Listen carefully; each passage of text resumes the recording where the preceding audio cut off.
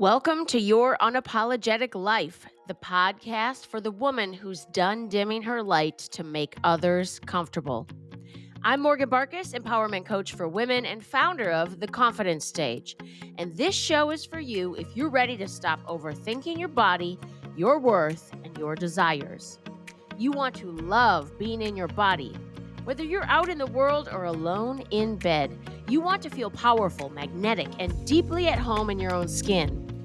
Here, we talk real. From solo pep talks to unfiltered interviews with women and experts, this is where you reconnect to your boldest, most unapologetic self.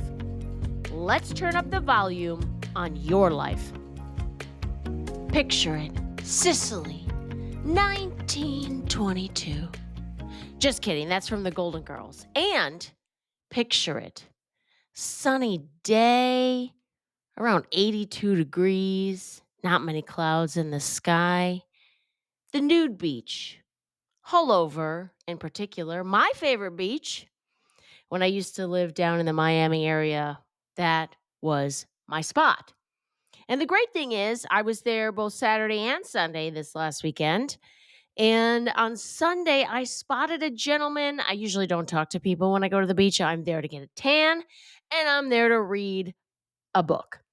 And I was such a regular when I lived down in South Florida that there were certain people that were also regulars. And there was one guy, I happened to be out in the ocean swimming. It was on Sunday afternoon. No, morning. I went there early in the morning on Sunday.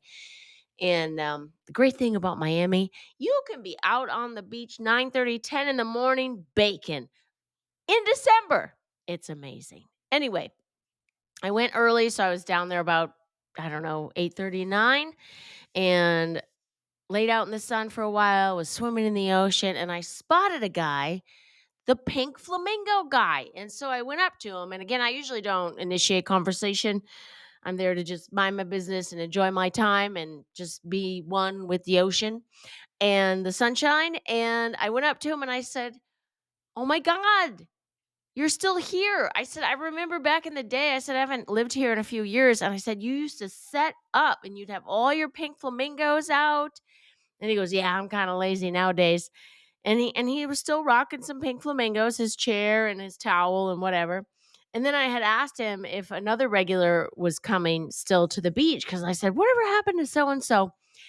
And this dude, 96 years old, not the pink flamingo guy, the other guy, 96 years old, some other lady who's also a regular at the nude beach, she brings him down. They set a chair up and he sits there.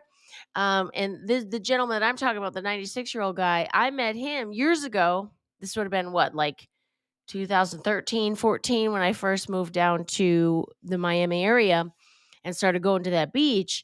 He told me, because he used to walk around, he'd have his little like fedora on. He'd be walking around asking people how they were, "How you doing today?" And I said, "What are you, the mayor?" And he goes, "Well, kinda." He said back in the 90s when they were protesting and wanting to get whatever passed to establish this beach, this part of Hullover. So Hullover is Hullover Park is quite a big area, if you will. It takes up quite a bit of the coastline. And there's a mile long stretch that is clothing optional. Back in the 90s, a bunch of cool hippies protested and managed to get the clothing optional beach approved. And to this day, people come from all over the world to hang out at this beach. It's usually most older couples, French Canadians, Europeans, and older folks that don't care what other people think about them anymore. It's phenomenal. It's lovely. It's freeing. It's my favorite beach. Anyway, picture it. The nude beach on a Saturday afternoon. It's sunny. It's December. I'm happy as I could be. My blanket is all spread out. My mom, she got me this what is it? Johnny Was. She likes that designer. And he's got this blanket. It's a perfect beach blanket because it doesn't hold on to sand. So it's great. Anyway, it's very colorful. I lay that baby out. I get the coconut oil out. I put it in the hair. I put it everywhere. And I lay down, I get my book open and I read. And when I get hot, go for a swim. It's my sacred space. So I'm in my sacred space. I'm chilling. I'm happy. And this couple comes and they're kind of like kitty corner to me. And we chat a little bit. They're asking me kind of about the vibe of the beach. And then they go out and they have a little swim in the ocean. And as the wife comes back to shore, she was kind of walking toward me. And I smiled at her and I said, "How you feeling?" And she's like, "Can I ask you something?" I said, "Of course." So she sat down on my Johnny Was blanket and we had a chat. And she did not realize who she was sitting next to. Somebody who couldn't wait to talk about what she was about to ask me. So she asked me, she said, "Does it bother you when you get attention?" And I said, "Say more. What do you mean bother me?" And we ended up having a really interesting discussion around attention and what that means as a woman. And I said, "Well, I'm grateful for the compliment. And tell me more about bother me. Like, what do you mean?" I said, "Am I annoyed?" Yes. Like sometimes I'm not here to make friends. I'm here to relax and spend time. I mean, over the years that I've been going to that beach, I can't tell you how many times people come up to me. And don't get me wrong, if a dude's gonna shoot his shot, good for you. I'm still gonna turn you down hard. Sometimes it's not nice, sometimes it is. One time this dude came up to me and I was laying there, I think I was reading or something. So I was on my tummy and I'm reading my book, and he kind of squats down in front of me and he starts talking to me. And I just looked at him and I didn't respond. He goes, "Oh, you don't speak English." I said, "Yeah, I do. I'm just not interested in talking to you." Hey, oh, okay, okay, okay. And then he walked away. So I was telling her that story, and I was telling her, I mean, there's been times that I have, interacted with folks and it's fine. It's just I'm not necessarily there to create friendships and get hit on. So it's not that I don't appreciate a compliment. I just am sometimes annoyed that they're, kind of taking up time and space that is for me and that I see as a sacred time and space, if you will. And it wasn't about me. I was very interested in what she had to say more about this attention thing. So we started talking about the real issue that women have with attention. And we talked about the dynamic. So yes, like can attention from a man sometimes be uncomfortable for a safety reason? Absolutely. I don't care if you're a little kid, a young woman, or a grown woman. Sometimes getting attention can be uncomfortable or can give you the heebie-jeebies. And this was not the issue that we were talking about. It was more when we started talking about it, it was more the emotional burden. So not the physical or the physical fear of a man's attention, it was more the fear of the emotional burden of someone else's reaction, disappointing someone. And we talked about just that women are socialized to not hurt people's feelings and be very caretaking and acquiesce and concede or be accommodating. And depending on where you are in the country, depending on your cultural background, your religious background, this is even more ingrained to not necessarily to speak up, but to put up with or stay quiet or people please and not cause issues, right? And so I was talking to this woman about the clients that I work with and that I am an empowerment coach for women and that it's not about how we get attention, it's how we hold it without melting into guilt or apology, the people pleasing or any kind of codependence. And so again, we were talking more about not so much that the attention is bothersome, it's what we do with that. Because when we were talking, I said, "Well, okay, so it's nice to get a compliment, and even if you're not interested," because I was telling her kind of some of the ways that I have shut down invitations to engage. Like I gave the example of the time that I wasn't very nice and pretended I didn't speak English. And most of the time, I just say, "Thank you so much. I appreciate the compliment. No, thank you." Or, "I appreciate your boldness. I'm not interested." And that's it. And I wasn't always like that. I used to be like, "Well, no, I mean, thank you. I have a boyfriend." And they'd be like, "Do you really have a boyfriend?" And I'm like, so then you have to like go through this whole thing. And I realized that really, if you're very confident in yourself and you have good boundaries, you don't have to worry about other people's feelings. It's none of your business. So that led into a conversation about other people's feelings not being our responsibility. It's not our job to worry about other people's feelings, that it's not your assignment. You don't owe any kind of explanations. You don't need to elaborate. You don't need to make up excuses. It's not your responsibility. Your only responsibility is to deliver your truth kindly. Again, I haven't always done it kindly, and I do my best to be kind. There was another gentleman that came up to me.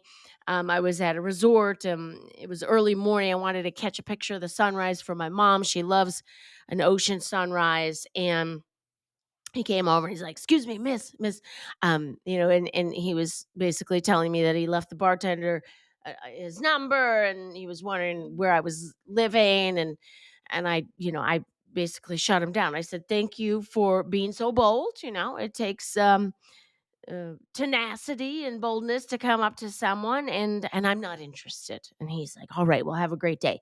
So I'm doing my best to be kind. Now, how he takes it, how he responds.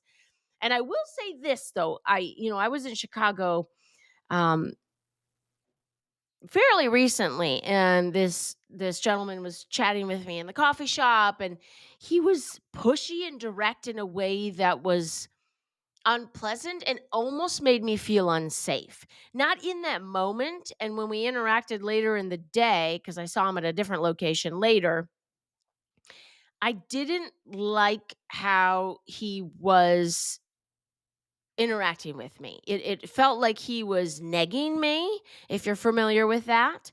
It is unfortunately a tactic that some pickup artists use, which I think is hideous, and that's in the world. If you've ever read the book The Game, I actually owned that book for a while because somebody told me to read it. Another guy was like, "Hey, if you want to understand how guys do what they do, read this book." And I read it, and I was like, it's almost like bad karma or like juju. I need to get it out of my house. So I donated that book. I didn't even want that energy in my book collection. So that went away. But anyway, this guy, he did nothing but uh,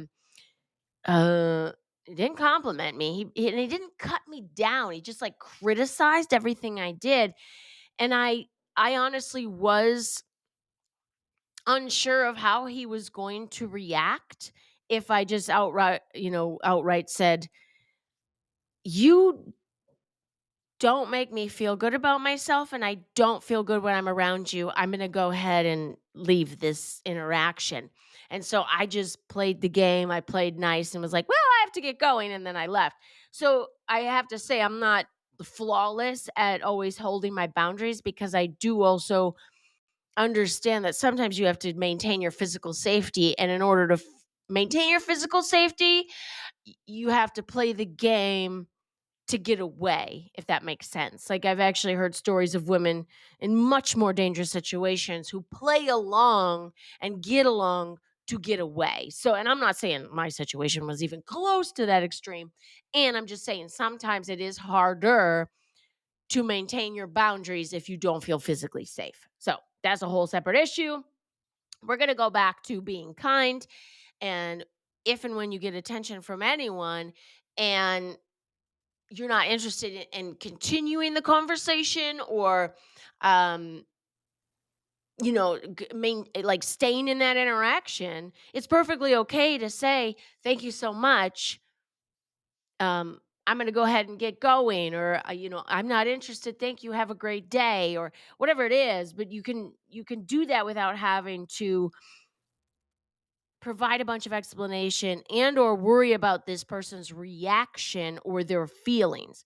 That was one of the things that we chatted about when we really got down to the issue, it was, you know, what about their feelings? Because the woman that I was chatting with, she said, "Well, okay, yeah, but you say, thank you so much.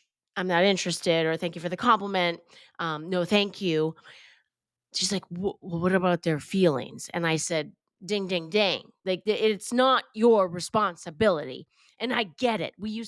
Women again are socialized to care so much about others and to be caretakers that we want to make sure that everyone is comfortable and happy and feeling good around us as if it is our responsibility.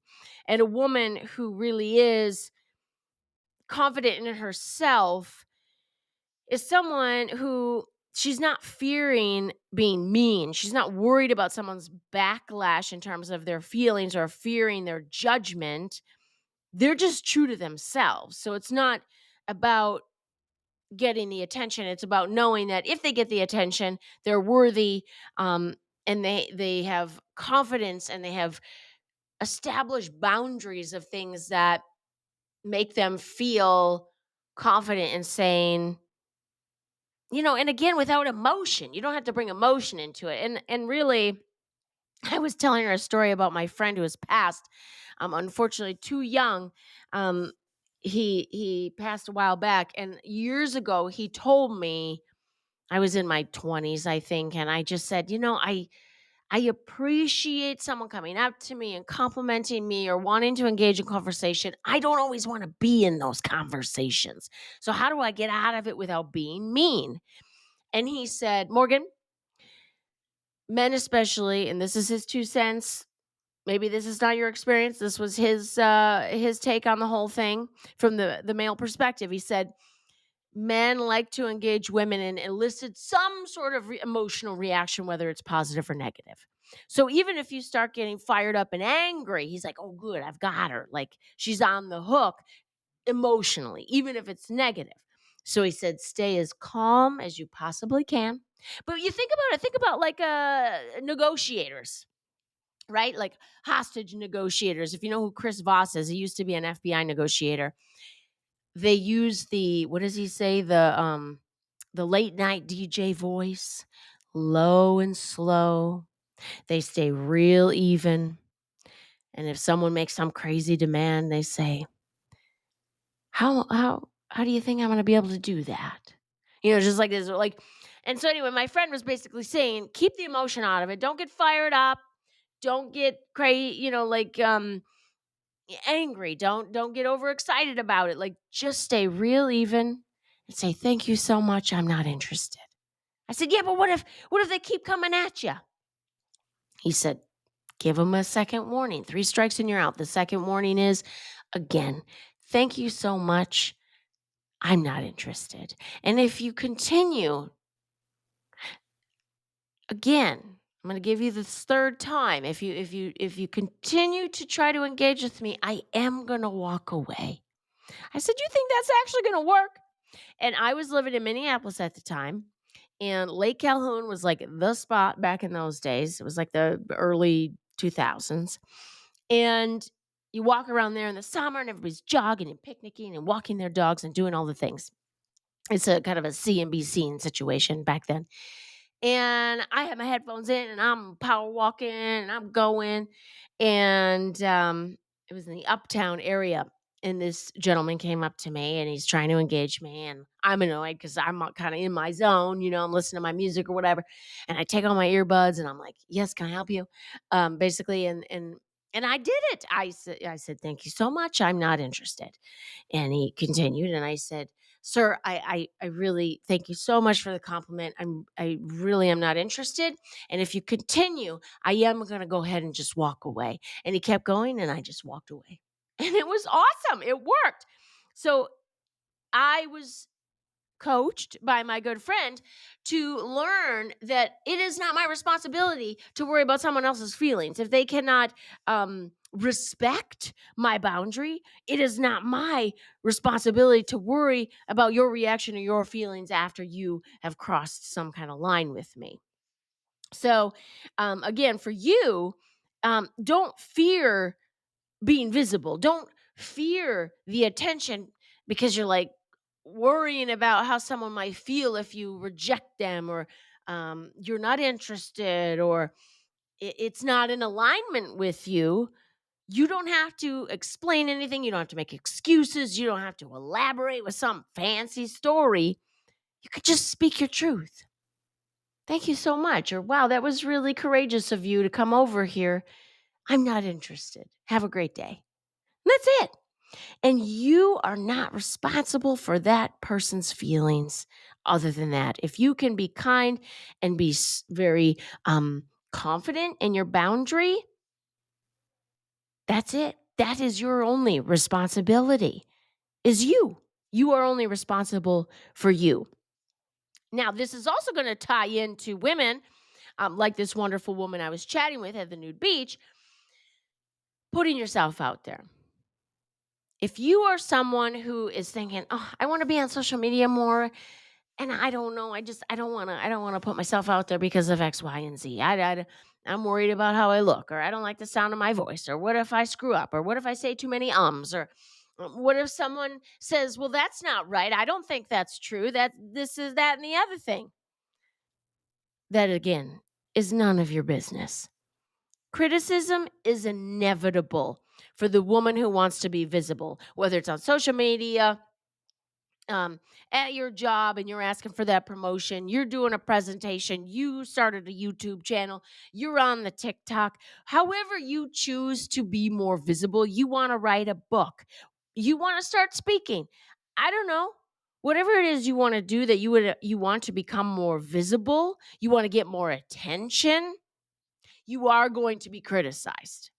There are going to be plenty of folks out there that can't wait to tell you you're wrong, or criticize your hair, your outfit, or something you believe in.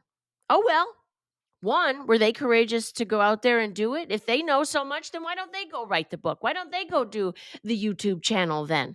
I mean, you're courageous enough to go do the thing most people won't do in the first place. And second of all, I would say get that Samantha Jones energy, because Samantha Jones, I don't, it's not a quote. And there was somewhere in the series where it was basically, if you don't have haters, then you're not making a difference. Because if everybody likes you, you're pretty blasé. You either have people that can't stand you, good on them, and you have the people that think you are the awesomest and they're your number one fan. I got a girlfriend of mine, bless her. Girl, you know who you are if you're listening. She's always like, I'm the president of the Morgan's fan club. I was like, girl, yes. And she knows I'm crazy and wild and free, and she likes it. And we sparkle on together. There's people that maybe can't stand me. Great. And whatever they have to say is really none of my business. And I love whoever said it, that only the opinions of people you actually care about should matter. If somebody you love and you feel close to and you value their opinion comes to you and says something that hurts your feelings, you say, wow, okay, great. Thank you for that feedback. Can we talk more about this? If it's some person on Instagram that doesn't even have a profile picture saying a bunch of stuff to you, let them. It's none of your business. You go out there and you do what scares you. Expand your confidence, expand your visibility. Go do you now. Now, what are some baby steps, okay? You go ahead and start saying thank you without explanations. You post something, even if it makes you nervous. So, the more real, the better. Practice being seen without performing. And also decide that criticism is going to be part of it. And how are you going to set yourself up to be strong enough to handle it? I don't know what you need to tell yourself. To me, it's the Samantha Jones energy. If I don't have lovers and haters, I'm not making a difference. I'm not of impact. Neutral, boring. Everybody likes it, boring. I don't want to be that person. You either love me or hate me, and I'm okay with that. And I just look at everything as feedback. When someone says something, thank you so much for your feedback. Do you know who Lewis Howes is? He's got the podcast, The School of Greatness. He said he used to be quite the anger filled man. He said he loved to get in fights. Even when he first started his podcast and people would have feedback for him, he'd go back and forth with them on social media, back and forth, back and forth. And he finally realized, what is this doing? Is this adding value to my life in any way, shape, or form? All it is getting me upset. And so he just learned, when any criticism, positive, whatever it was, thank you so much for your feedback. That's it. I mean, think about it. I remember, think about it. If you got sisters and brothers, if they tried to engage you in a fight or a conflict or was an argument or something, the more calm and neutral you stayed or didn't engage, there's no fuel on the fire. And again, this is you. You get to set up those boundaries and decide what this is going to be. This is an emotional muscle that you develop so you can move away from playing small and go do and be exactly what you want to be. Attention isn't the threat. Unhealed boundaries are. Boundaries that you have not decided on and are confident in. Those are the threats. When you know who you are, someone else's reaction stops being your problem. Thanks for listening to Your Unapologetic Life. If this episode hit home, share it with a woman who needs it, because we rise together. Follow the show and tap those stars to rate and review. It really helps me reach more women like you. And if you're craving a weekly dose of confidence and inspiration, get on my email list by heading to morganbarkus.com. You'll get instant access to my free morning mindset video, and every Monday, I'll land in your inbox with powerful reminders that you're not broken, you're becoming. And hey, if you're thinking, I want Morgan to be my coach, click the discovery call link in the show notes. Let's talk about how my coaching program might be exactly what you need right now. Now go live unapologetically.